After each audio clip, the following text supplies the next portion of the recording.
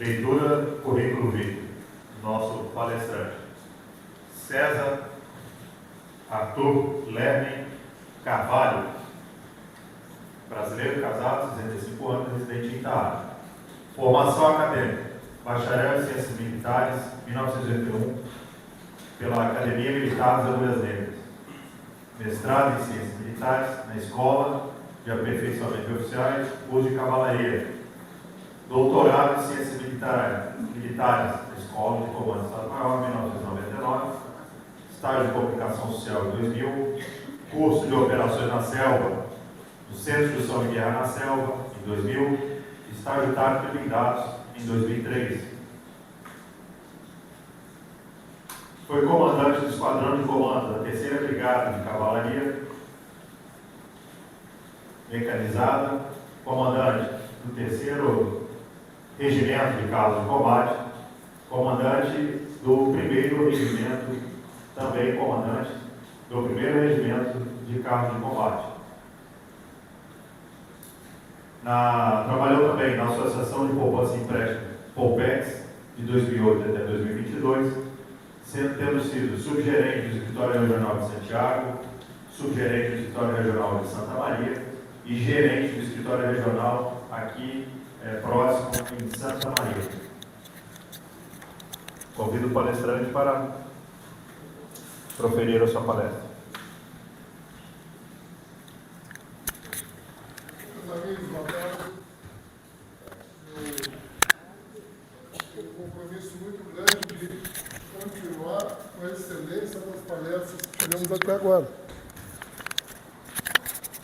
Começamos falando da família, falamos do cristianismo, da modernidade, depois entramos no direito administrativo, que envolve todos aqueles valores que foram colocados ali. O direito administrativo ele trabalha bem esses valores, por isso ele não consegue ser codificado, né, professor? Então, eu agora vou falar um pouquinho de soberania e vou fazer um estudo de caso de uma região nossa, a região mais rica desse país, e que o mundo todo está de olho. Então, eu agradeço a convocação da comissão para que eu pudesse estar aqui, participar desse evento e estar na comissão também. Soberania nacional, esse é um conceito da Escola Superior de Guerra. Entende-se soberania como a manutenção da intangibilidade da nação, assegurada a capacidade de autodeterminação e de convivência com as demais nações, em termos de igualdade de direitos, não aceitando qualquer forma de intervenção em seus assuntos internos, nem a participação em atos dessa natureza em relação a outras nações. Esse conceito ele está sendo colocado em jogo na região que a gente vai conversar agora, na região amazônica. É a última fronteira do mundo de riqueza, de mata, de vida, de biodiversidade, de tudo, enfim. Porque as demais nações destruíram suas reservas. E, recentemente, a França autorizou os seus agricultores a eliminarem, praticamente, reduzirem a sua reserva de mata para poder produzir mais grãos. Então, vejam, e o Brasil hoje é um dos países que mais protege a sua natureza, preserva a sua mata, preserva o seu estado todo. E nós, como produtores mundiais de grãos, um dos maiores do mundo, nós apenas com 20% da nossa área agricultável a gente consegue produzir tudo isso. Imagina se a gente conseguisse ampliar tudo isso respeitando a natureza. Vamos falar um pouquinho da Amazônia, vamos falar um pouquinho dessa região importante para nós. Tá, pode voltar porque ele está passando sozinho. Volta um pouquinho. Não está dando volta na...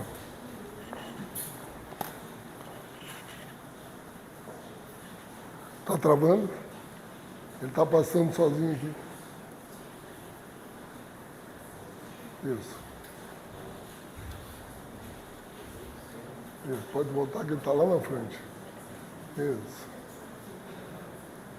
Aí, tu está indo, não está voltando. Está indo para frente. Isso. Vamos voltar lá. Isso. Aí. Vejam o que disse Euclides da Cunha. Se as nossas autoridades não se preocuparem com a Amazônia, mais cedo ou mais tarde ela se destacará do Brasil, natural e irresistivelmente, como se desaprega de uma nebulosa de seu núcleo pela expansão centrífuga do próprio movimento. Euclides da Cunha. Já faz tempo isso, né? E aí, nós temos que cuidar dessa riqueza nossa. E hoje, atualmente, nós estamos com ela, como está acontecendo? No governo anterior, a preservação era nossa. Hoje, a coisa está meio duvidosa. Muito duvidosa.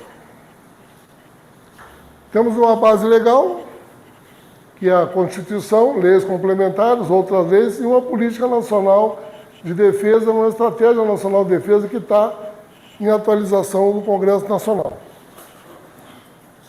A base legal começa com a nossa Constituição, no artigo 1º, que o Brasil é uma república federativa formada pela União indissolúvel de Estados e municípios e Distrito Federal.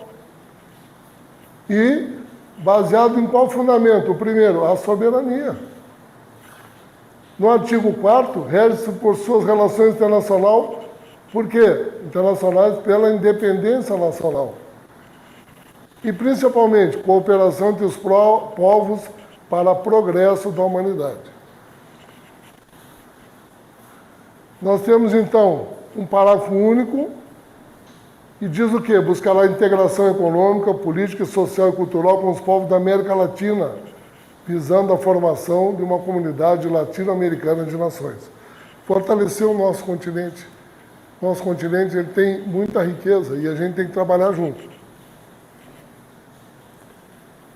Os Objetivos Nacionais de Defesa é o que fazer, garantir a soberania, o patrimônio nacional, a integridade territorial, contribuir para a preservação e coesão e unidade nacional e promover a estabilidade regional.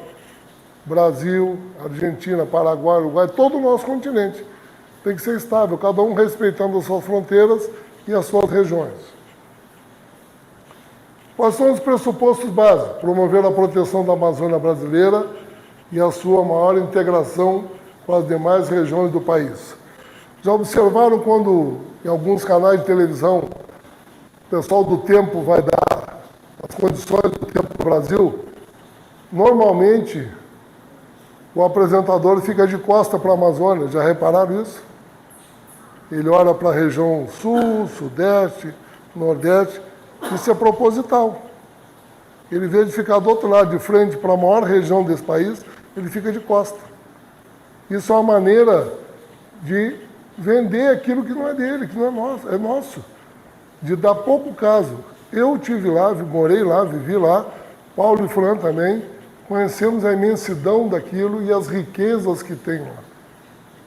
É muita riqueza. E por isso, todo mundo de olho na nossa Amazônia.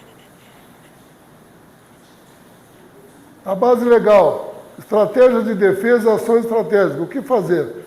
É como fazer. Incrementar a presença do Estado em todas as regiões do país. Intensificar a presença dos diversos setores governamentais nas áreas estratégicas de baixa densidade demográfica. Nós temos os pelotões de fronteira, onde existem pavilhões de terceiros, que a gente chama, mas só está lá o Exército. Lá é para ter Ministério da Saúde, Meio Ambiente, todo, tem espaço para tudo, foi construído, eles não estão lá. Não tem funcionário, não tem ação do Estado lá.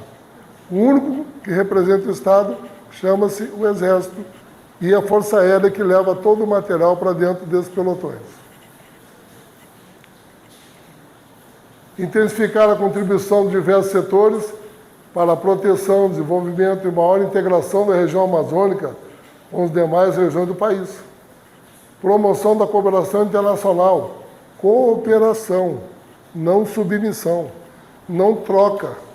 Não se troca nenhum pedacinho do nosso território por nada. Intensificar medidas de fomento à confiança mútua e da segurança internacionais. Intensificar a realização de intercâmbios e acordos nas áreas de defesa com os outros países, os países do entorno amazônico. Estratégias. Aprimorar a vigilância, o controle e a defesa de fronteiras das águas e do espaço aéreo do Brasil, aumentar a presença militar nas áreas estratégicas do Atlântico Sul e da Amazônia, isso já tem sido feito. Implementar ações para desenvolver a integração da região amazônica com a sociedade, visando em especial desenvolvimento e a vivificação da fronteira, atuar na manutenção do clima de paz, cooperação nas áreas de fronteira, intensificar o intercâmbio com as Forças Armadas das Nações Amigas, particularmente com as da América do Sul e da África, lindeira do Atlântico Sul. Então nós temos a África, é lindeira, o Atlântico Sul é a Amazônia Azul, é riquíssima também. E a Marinha se preocupa com ela. Vamos caracterizar um pouquinho a área, a nossa região amazônica, a importância do Brasil, para o Brasil e para o mundo. Vejam só, uma região que abrange 9 países, olha a fronteira que nós temos. Guiana Francesa, Suriname, Guiana, Venezuela, Colômbia, Equador, Peru e Bolívia. Tudo tem região amazônica aqui, ó. Todos eles têm área amazônica, a Bolívia também tem. O Brasil tem 60% dessa área. Então, o maior espaço é o nosso, que a gente tem. Olha o que equivale à região amazônica. 55% do território nacional, 11 mil quilômetros de fronteiras, 80% da floresta tropical. E olha o que cabe dentro da Amazônia. Cabe a França e a Alemanha e mais 12 países. Se a Amazônia fosse um país, seria o 6º maior do mundo. O 6º maior do mundo. Tem ideia? Aparece no nosso mapa. Os mapas da previsão do tempo aparecem, esse tamanho não aparece. É muita área, é muito grande. O que a gente tem de desafio lá e vulnerabilidade? Tudo acontece na Amazônia. Guerrilhas no entorno, questão fundiária, fome, viram recentemente a morte de Yanomamis, dos índios, essa é falta de assistência. Paulo serviu naquela região, eu conheço a região de Maturacá, que é um pelotão de Maturacá, que é junto com a reserva Yanomami. Nós temos soldados de Yanomami lá servindo conosco. Toda aquela região a gente sabe, conhece bem, e estamos presentes lá. Contrabando e descaminho, grandes vazios demográficos, baixo índice de desenvolvimento humano, olha só. Crise humanitária, e essa crise humanitária, isso aqui é a Operação Acolhida, que nós estamos fazendo com os venezuelanos que estão fugindo da Venezuela, porque lá é um país bom, livre, tudo, tem de tudo, eles vêm para o Brasil, porque o Brasil é pior. Então estão fugindo do país deles. E existe todo um processo dessa operação para atender, fazer a interiorização dos venezuelanos, classificar gente que é médicos, profissionais liberais, engenheiros, que estão saindo de lá, porque não concordam com a situação daquele país. Imigração ilegal, o Estado não está presente, crimes ambientais, derrubada de árvores, queimadas, contrabando de aves silvestres, garimpo ilegal, a temática indígena. O índio quer ser índio. O índio quer ser índio, quer manter a sua cultura mas quer também as benesses do mundo atual. Mas ele quer continuar com a cultura dele. E nós temos muita área indígena que é invadida, que é colocada sobre pressão de outras pessoas para poder explorar de forma ilegal. Então, quer ver uma proteção em cima disso aí. Biopirataria, roubam, levam, furtam nossas riquezas, nossas espécies, nossa botânica, levam embora.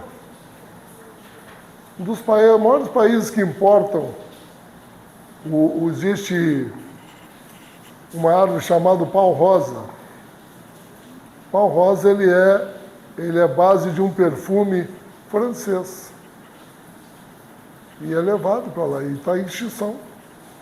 É uma clareira muito importante que o Paulo conhece, eu também conheço, que é a clareira do pau-rosa no campo de São dos Cigos. Ali a gente tem uma operação lá quando se faz o curso. Então, nós temos essa madeira que sai legal e vem para cá. Ela vem com uma madeira simples, mas por baixo vem as madeiras nobres.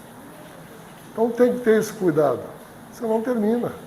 Dá para conviver com a selva amazônica como ela é? Dá para fazer crescimento? Dá. Basta que a gente tenha condições de movimentar e dar conhecimento às pessoas. O maior prejuízo que existe lá são determinadas ONGs e, em vez de atuar em prol da Amazônia, atuam em prol de si próprio. Ajudam muito na evasão de riquezas. O que levam do nosso país de diamantes, de ouro, de metais preciosos é muita coisa. Tem um vídeo correndo aí que mostra barrinhas de ouro indo para um determinado país. Tem um vídeo aí, quem não viu, dá uma pesquisada para enxergar. E um detalhe importante, todas as áreas, as terras indígenas estão demarcadas exatamente onde tem as maiores riquezas. É uma mera coincidência, né? As áreas de preservação, interesse de quem? Não crescimento do Brasil, dificultar a exploração. Então é uma área que a gente tem uma preocupação com a soberania dela muito grande. E os outros gastaram tudo que tinham e querem ocupar a nossa área. Coronel, o senhor me permite, o senhor colocou num dos tópicos ali como causas, né, a baixa densidade demográfica. Sim. E aqui no Rio Grande do Sul a gente tem algo que se assemelha, né, principalmente em questão das invasões de terra pelo MST. Nós temos aqui também, na região da Campanha, do meio para baixo, sul, né, nós temos uma baixa densidade demográfica. Há quem diga que a gente tem mais cabeças de gado do que pessoas, né, em determinadas áreas da Campanha Gaúcha. Então, isso também fomenta essas atividades do MST. E não é diferente, nós, enquanto estivemos em Rondônia também, nós sabíamos, por exemplo, quando ia acontecer, havia uma grilagem de terra muito forte, proporcionada pelo próprio INCRA. Os servidores do INCRA, eles estavam diretamente ligados a esta questão que as pessoas veem aqui embaixo, quando se noticia, teve uma disputa de terras, e aí X pessoas morreram. É isso que chega para nós aqui na televisão. Mas, na verdade, acontece o quê? Eles sabem que uma reserva indígena, né, ela vai ser liberada, ou uma reserva, uma área de terras vai ser liberada, vai ser, em tese, desapropriada para alguma coisa. Então, o que vale pela lei? Quem estiver de posse daquela área naquele determinado momento, ele vai adquirir a propriedade por conta daquele ato administrativo que vai acontecer, né, que é a liberação daquelas reservas.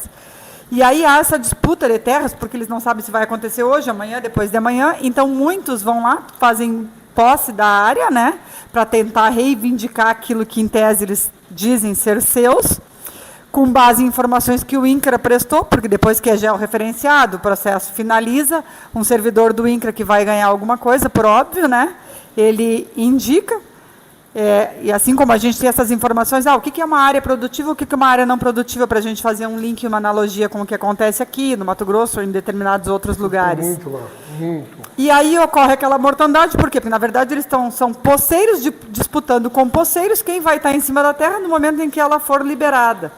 E o que acontece depois disso? 2 dias depois, essa terra legalizada, então, e não são pequenas quantidades de terra, são colocadas à venda. Quem adquire? Será que são só brasileiros? Um detalhe importante, essas compras todas são feitas através de laranjas, são pessoas empresas de fora do Brasil, se a gente tem informações, empresas que vêm de fora e compram. Por quê? Porque tem uma riqueza grande naquela área. E essas informações que a Fran colocou, são a gente que viveu lá, que acompanhou, sabe que tudo isso existe. Porque é um vazio tão grande e essas informações correm tão rápido e eles vão ocupar. Agora, o detalhe importante, eles só querem terra boa. A terra que tem que abrir, que tem que fazer picada, que tem que... Não querem. Querem terra pronta. É isso que acontece. E aí, o que acontece? As grandes empresas multinacionais compram. Né? Compram.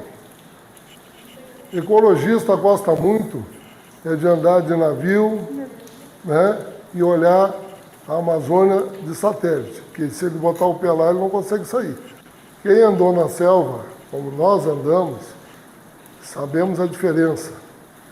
A selva, a região amazônica, se ela não for preservada, ela se autodestrói, ela vira um deserto. Porque a camada de solo é mais ou menos dessa altura aqui, ó. Depois é Tabatinga. Tabatinga é barro vermelho. Não dá nada ali. Ela tem pouca. E todo aquele biosistema, todo aquele sistema de chuva, de águas, de plantas, o que faz com que isso ela tenha? É a massa orgânica que cai em volta, que cria todo aquele solo, que vai dando energia, que vai dando alimento para as próprias plantas. É um ciclo verdadeiro que acontece. E esse discurso imoral do governo nesta agenda ambientalista fajuta, que eles tentam colocar a todo momento. Esses dias eu vi as pessoas entrando, eu vi uma nomenclatura que eu até achei estranha, talvez eu não vá falar com precisão, porque eu não lembro, mas era algo tipo assim, ó, que as pessoas estão entrando em depressão por conta das questões climáticas. Isso é um absurdo do absurdo, né? É risível. E todos os dias a gente fica ouvindo sobre essa questão climática, e por baixo de todo isso é um fundo de pano muito interessante, porque é uma entrega do nosso território nacional, entrega de bandeja para outros governos, né, outros países, e sobre essa agenda, né, sobre a égide dessa falsa agenda ambientalista que nós temos hoje. Só fazer para ilustrar o problema sério que é isso aí. Não, salvando as devidas proporções. O Líbano é o único país do Oriente Médio que tem divisa com o mar, tem fronteira com o mar. Então, toda a zona, a melhor zona litorânea do Líbano foi comprada por sauditas, pelos muçulmanos, sunita, xiita, que alimentam o sul do Líbano, do Hezbollah, aquela coisa toda. Quando essas falsas ONGs que aparecem na nossa Amazônia, que sim estão levando nossa riqueza, quando começarem a dar problema nas cidades, do terrorismo, dos problemas que esse pessoal faz na casa dos outros, né? Aí é que o brasileiro vai começar a se dar conta que entregou. As nossas ONGs, elas não preservam o nosso patrimônio. Elas recebem recursos, por exemplo, nos últimos 2 anos, o aumento das queimadas, desmatamento foi absurdo. Absurdo. E aí a nossa ministra do Meio Ambiente, está tudo bem. Não apareceu aquela menina lá que se promoveu, né? Da onde? Ninguém fala nada. Exatamente. Aquilo que o Ismael falou lá no começo, né? A verdade líquida, aquela parte que vai massificando e as pessoas vão acreditando. E essa juventude hoje acredita em tudo. Pois não, Nelson? Só um exemplo bem próximo de nós. Sabemos que a invasão de terra, aqui na região sul principalmente, ela se dá próximo a rodovias e terras produtivas. A faixa, a estrada chamada Estrada de Rosário, ela ficou por mais de 30 anos sem a conclusão, por também lobby dos pecuaristas, agricultores daquela região que não queriam aquela estrada ali para não valorizar as terras e não haver a invasão de terra.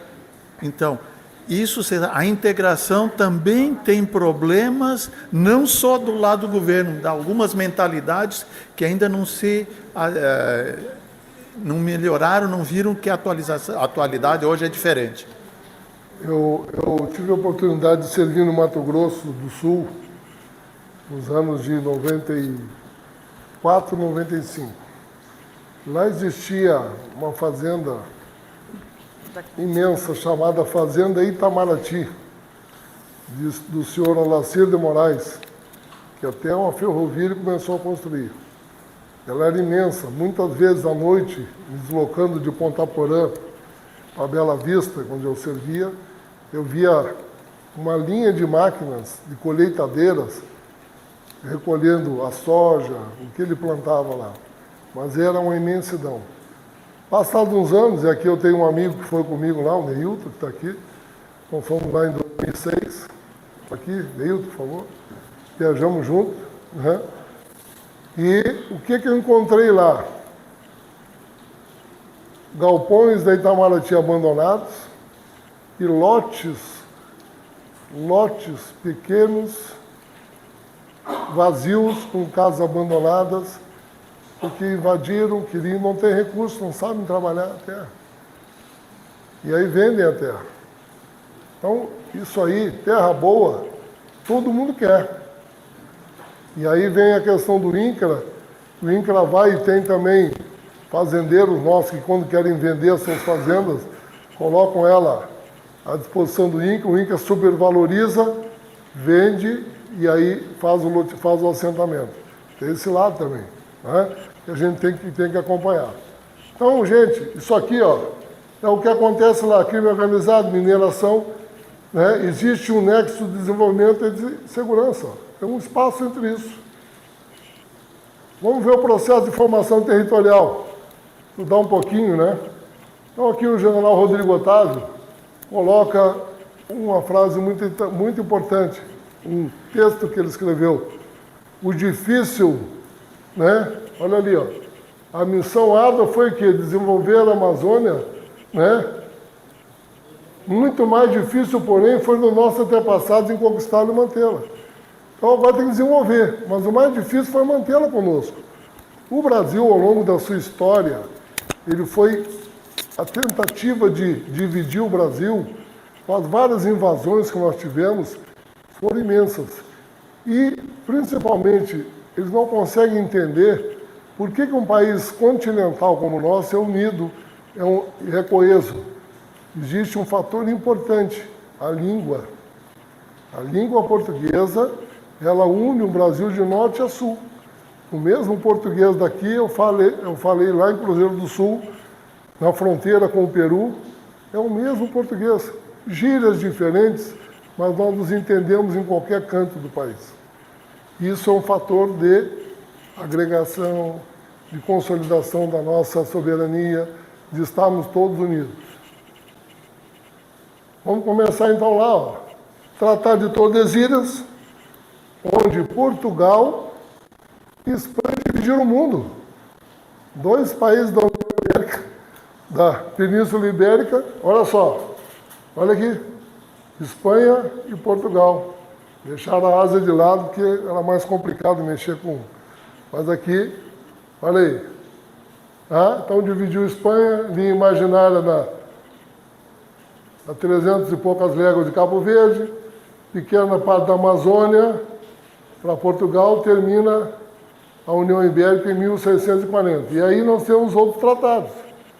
Aí começa a expansão do domínio português, na União Ibérica até o século XVIII, com as entradas, que eram expedições colonizadoras organizadas pela coroa portuguesa, e aqui tem vários exemplos delas. As bandeiras, principalmente da região de São Paulo, que saíam para capturar índios, para buscar riquezas, e as monções, que eram basicamente para captar riqueza e subir pelo rio, principalmente até Cuiabá.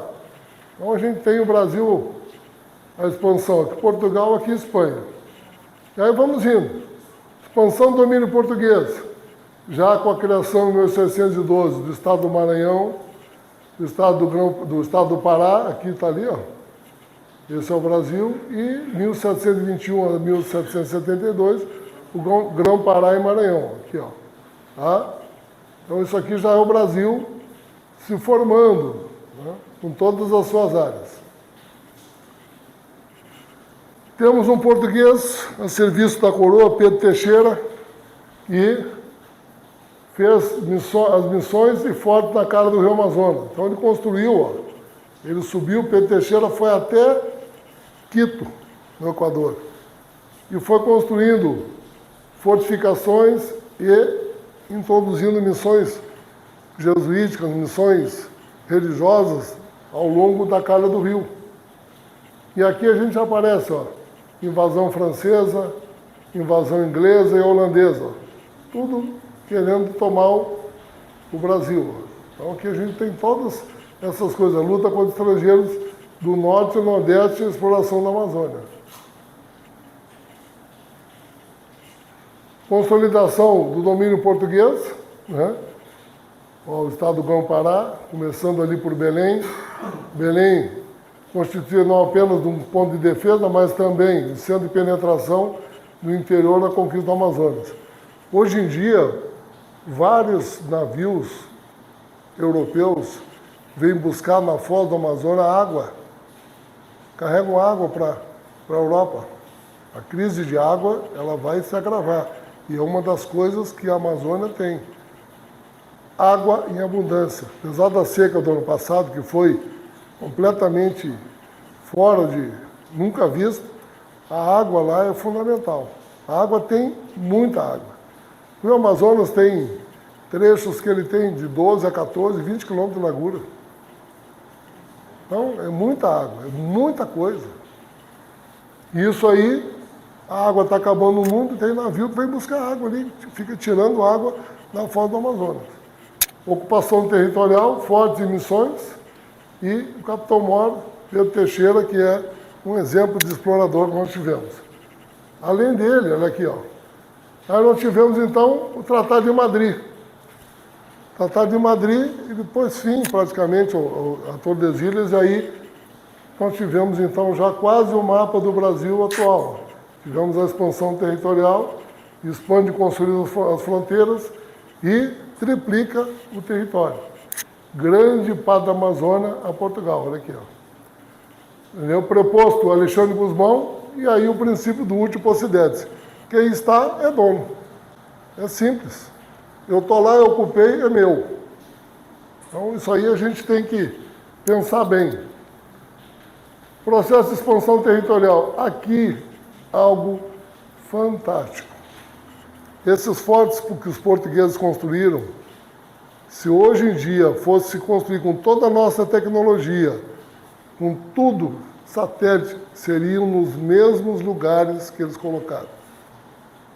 Eu conheço aqui o Forte Príncipe da Beira, conheço São Gabriel, que aí a Fran e o Paulo conhecem, conheço o São Joaquim, né? Conheço Óbidos, e aí esse aqui da Barra do Rio Negro também. Então a gente conseguiu ver isso aí. O Forte Príncipe da Beira, ele está localizado num ponto, ele fica Brasil, Bolívia, e aí não passa nada ali. Eu conheço ele, é imenso. É um ponto estratégico. E se for colocar um forte hoje, é igual. Um detalhe importante, um pouquinho de história. Os fortes eram construídos, as janelas todas elas tinham o mesmo alinhamento. Então tinha uma parede com uma janela aqui, a outra lá, todas elas. Por que isso? Para facilitar a defesa. Então, eles, para se defender, todos eles tinham uma saída secreta. Por baixo de rios, ali no Forte Pinto da Beira, vai lá para a Bolívia. Então tem. E muitos deles usavam os correntões para fechar o rio, para não deixar passar as embarcações. É algo fantástico. Quem quiser conhecer, vale muito a pena conhecer tudo isso, olhar a história, vale muito. Nada das conquistas de Portugal é extraordinário a conquista do Amazonas. Olha só. Os portugueses nos deram esse país. Conquistaram para nós. Aquele paizinho minúsculo, mas com uma visão estratégica de futuro naquela época muito grande. Território brasileiro quase, já é do século XIX, ele quase já está no formato aqui. Então aqui nós temos o Brasil atual, temos aqui já é o Tratado de Madrid, depois nós temos então aqui o Tratado de Utrecht, né? E aí nós vamos chegando às trocas que a gente quer. Aí já entra a figura da França, Inglaterra, e aí nós vamos trabalhando e vamos colocando, trocando com os espanhóis, a colônia de Sacramento e parte do Rio Grande do Sul a gente vai absorvendo. Territórios amazônicos incorporados, questão do Amapá. Lá no Amapá. O Amapá foi com quem?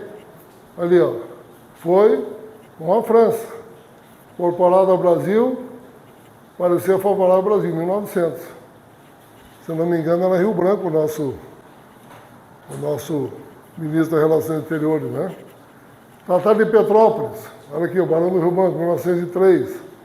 Outros países tratado incorporou o quê? O Acre. E aí nós temos um gaúcho que foi para lá, para o Acre, trabalhar lá e lutou. Aqui. Questão do Pirara. Pirara é essa região aqui, lá onde é Raposa Serra do Sol, região produtora. Então, Pirara, nós perdemos um pouco da região, mas já deu o nosso desenho. E o Tratado de Bogotá nos dá essa região da cabeça do cachorro, que a gente chama, onde tem a pedra de Pucuí, que a gente conhece, né? Eu falo o Paulo, a Franciele conhece também, é uma entrada que vem com a Venezuela. Por que chama a cabeça do cachorro? Não parece um cachorro aqui, Então a gente chama a cabeça do cachorro. Então aqui tem vários pelotões de fronteira. E eu tive a oportunidade de conhecer toda aquela área ali, ver o trabalho das famílias. Lá vai um tenente e a esposa, um segundo sargento e a esposa, e cuidam de toda aquela fronteira, com indígenas próximos, com médicos, dentistas, com famílias. Por que vai sempre o casal? Para evitar problemas. Um oficial solteiro, um sargento solteiro, causa problema.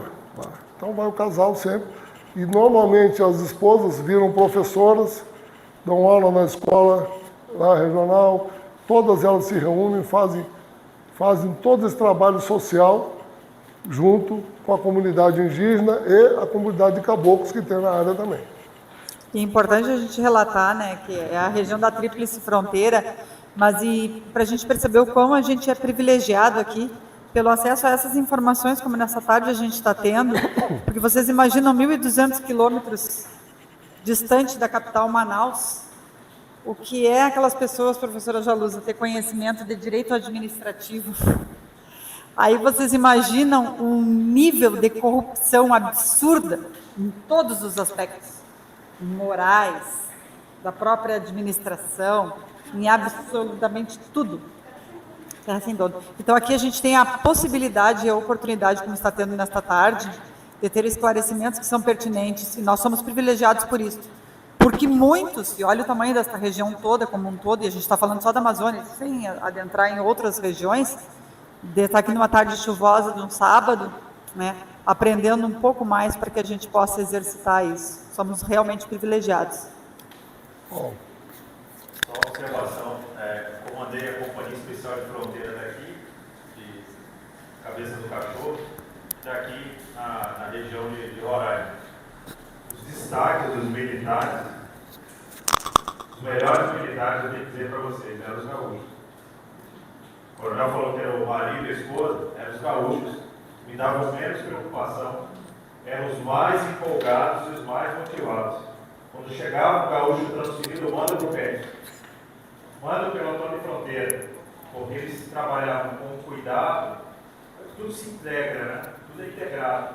Graças à base, a gente vai lá no Ismael, a base da formação da família, do caráter, e o comandante já vê, olha, está chegando o gaúcho, aí vai para o PF, né, Paulo? Você foi sim, senhor?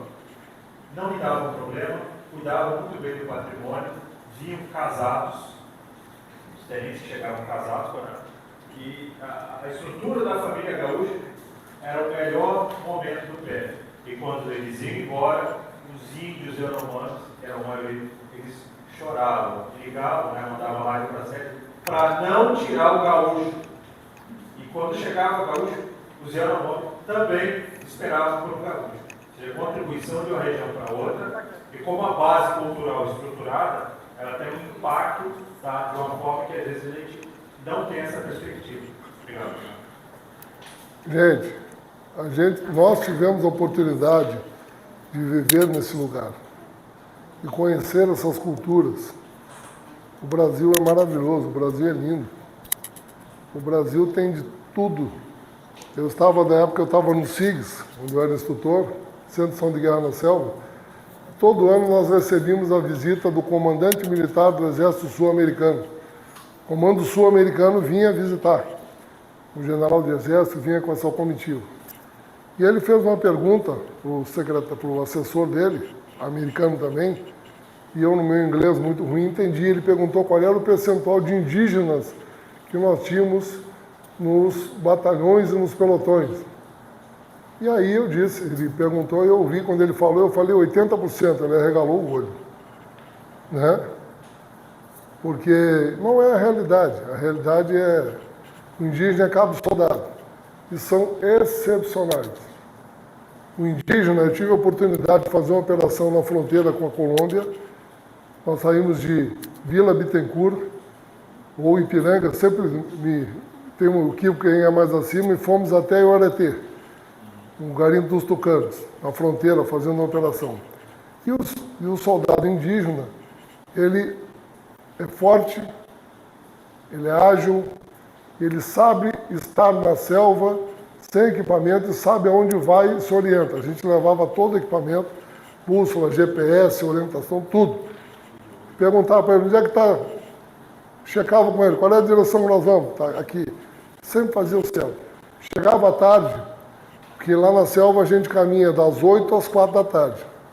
Porque clareia na selva às 8 horas da manhã, cada mata, quando o sol está quase...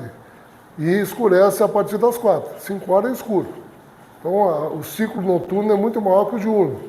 Se caminha pouco. E eles chegavam, quando a gente ia montar, eles saíam e faziam o seu abrigo. A gente levava a rede, eles não levavam. Eles pegavam algo chamado envira. Envira é uma casca que faz dá para fazer uma rodinha. E montava ali, pegava um palho de buriti, que é uma planta, e botava por cima ali e dormia à noite. Fazia o fogo, já pescavam, iam comendo o tempo todo na selva e a gente perguntando, o que é isso aqui? Uma raiz assim, assim. Então, o que a gente ensina para eles? A gente ensina para eles o combate e eles ensinam para nós a vida na selva. Então, a gente ensina o combate militar, porque a parte do combate de sobrevivência, de como se deslocar, eles sabem tudo muito melhor do que nós. O índio não é insolente nem preguiçoso. O índio é determinado e tem as suas razões para viver, tem a sua cultura. E quando é preservada, a gente tira deles o melhor que pode se ter, que é a qualidade e a seriedade no que eles vão fazer. Lá no 5º Bis, onde o Paulo serviu, tem uma cerimônia onde todas as etnias fazem o seu brado de selva, de forma diferente. Procure no YouTube aí que vocês vão encontrar. É muito legal, é muito bacana. Isso é Brasil, integração que a gente faz lá. Vamos indo. Vamos falar um pouquinho do papel das Forças Armadas na Amazônia. Até 1980, a prioridade era o Sul. A partir de 80, passou a ser o Norte.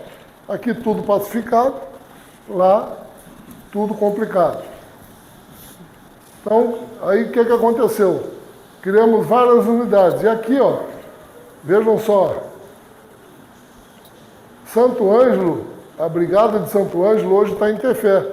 Aquela onça que eu trouxe ali, eu ganhei de um amigo que serviu em Tefé. Tefé é bem no centro do Amazonas. Fica no rio, tem um lago, e ali está a 16 Brigada. A Brigada das Missões está lá.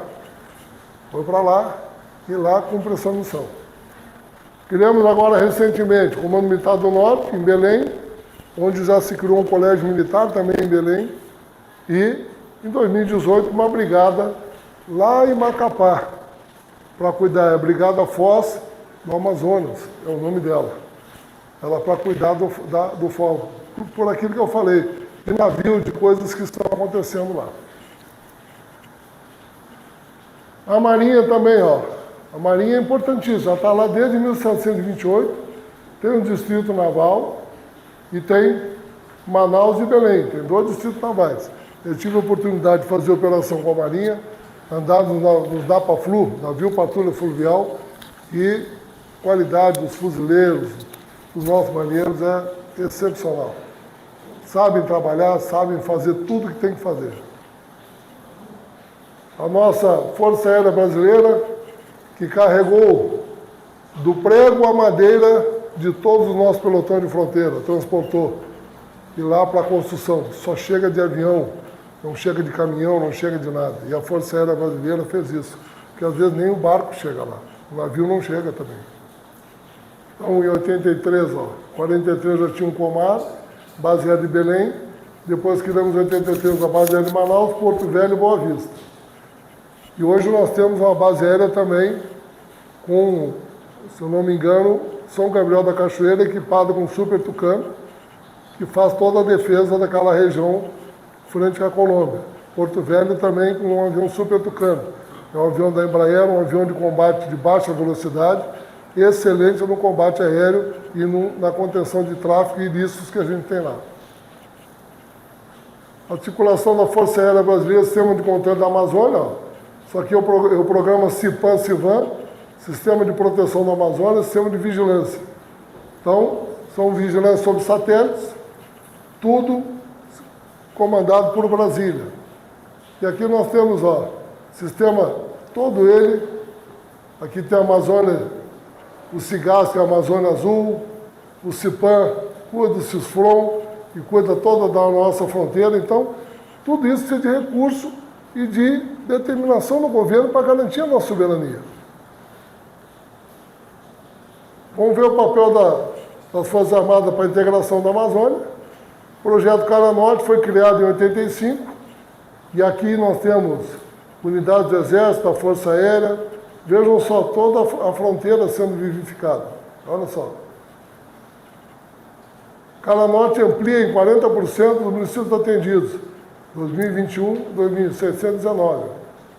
Esse é um projeto que tem, não é um projeto do Exército, é um projeto do Ministério da Defesa e de todos os ministérios do governo. Tem que estar lá presente para auxiliar saúde, educação, meio ambiente, tudo tem que estar lá. O que o Exército faz lá? A recuperação da 364 no Acre, aqui embaixo. 364 em Roraima, ó, aqui em Rondônia, tá? Acre e Rondônia. Eu tive a oportunidade de servir aqui em Porto Velho, conheço o Acre, conheço a fronteira com a Bolívia, com o Peru, fiz exercício em Cruzeiro do Sul, que é o extremo do Brasil, recuperação da BR-307, recuperação, construção do ramal aqui, ó, em São Gabriel da Cachoeira, do Camanaus, que é o porto, lá de São Gabriel da Cachoeira, construção do ramal da BR-163, apoio à Operação Acolhida. Acolhida é aquela que pega os venezuelanos, que eu coloquei lá dos problemas. Recuperação perfuração de poço artesiano. Só sabe que o Acre tem problema de água. A água salobra, a água do Acre. Nós fizemos uma operação e levamos água. Aí um dos generais da época perguntou, mas para que está carregando água? Porque não tem água boa. E levamos água, tínhamos que levar água. É perfuração de poço artesiano e dessalinizadores. Tem que usar lá também. Construção de pontes e bueiros. Vejam só, a malha aeroviária em 1950. E agora?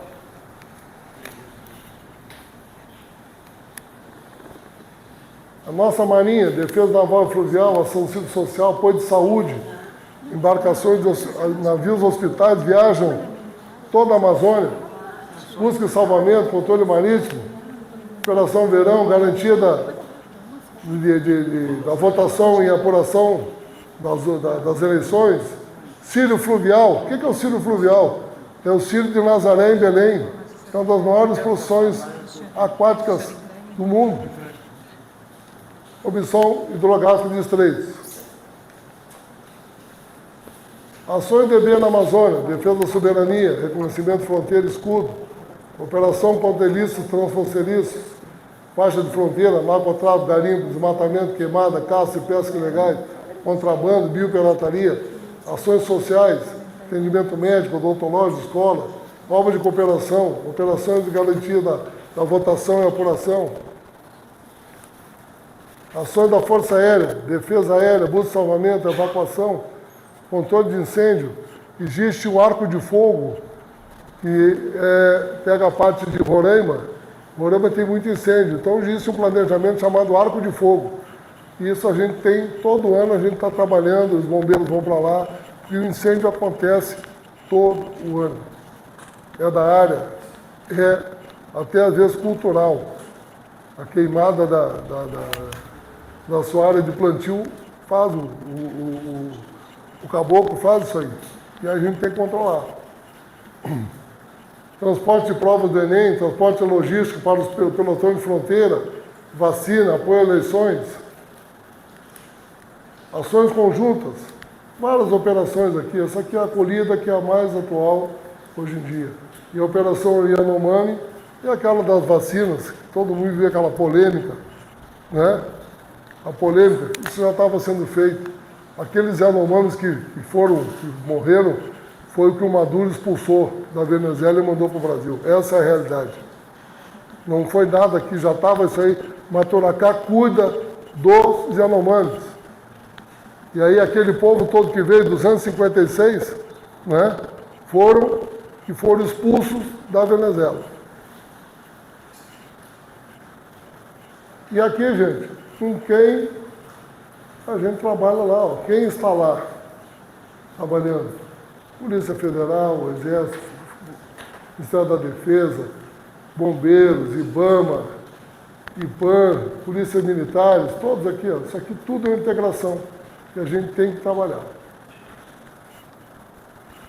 Gente, eu fico muito feliz de poder falar um pouco, ter falado para vocês sobre a região amazônica. É uma satisfação, e aí o tema soberania se encaixa bem naquela região. Nós aqui estamos consolidados, nós temos nossas fronteiras definidas. Lá nós sofremos a ação dos olhos do mundo. O mundo está de olho na Amazônia. Ela não pode ser, nós não temos o direito de compartilhar com ninguém. É território nosso. A árdua foi a missão de conquistar a Amazônia. A nossa obrigação agora é manter e desenvolver. Então nós temos aqui a divisão, a dissuasão deve ser a primeira postura estratégica para a defesa dos interesses nacionais daquela região.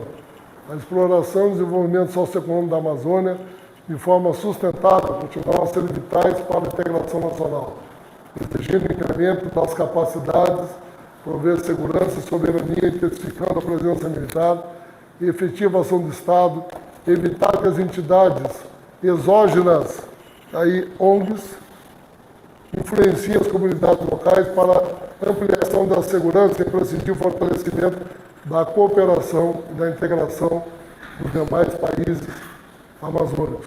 Plano Nacional de Defesa 2020, página 33.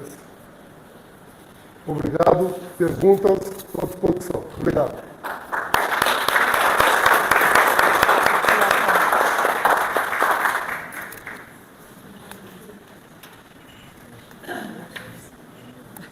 Pessoal, eu quero agradecer, em nome da comissão, a excelente explanação do nosso companheiro, colega, Coronel Alberto. Mas principalmente enaltecer a capacidade técnica dos nossos integrantes do PL, aqui representado pelo Coronel Alberto. E eu quero parabenizar e congratular a todos o excelente trabalho que está sendo feito nessa comissão. E aí, como exemplo, agradecer o Coronel Alberto. E aí eu chamo nosso colega para entregar a lembrança. Coronel Hermes, receba uma lembrança nossa do Partido Liberal de Itaara. Deus, pátria, família e liberdade! Então, recebo e não devolvo. Uma força para todos os três. Isso aqui que eu falei agora é quando a gente recebe o facão do Guerreiro de Selva numa solenidade mística, e a gente entrega o facão, o aluno ou o que está recebendo, diz assim, recebo e não devolvo. Não devolvo. Obrigado.